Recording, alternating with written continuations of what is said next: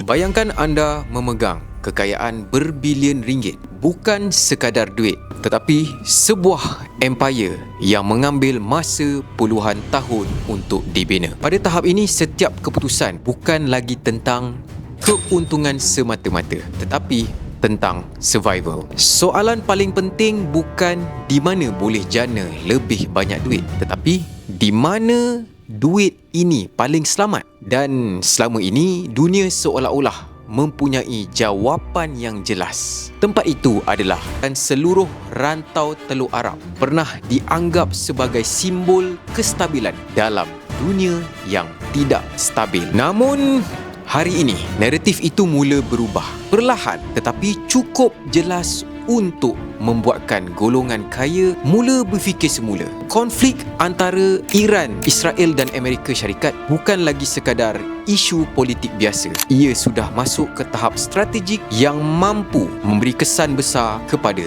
ekonomi global. Dan apabila ketegangan geopolitik meningkat di kawasan yang sama dengan pusat kekayaan global, satu persoalan mula timbul.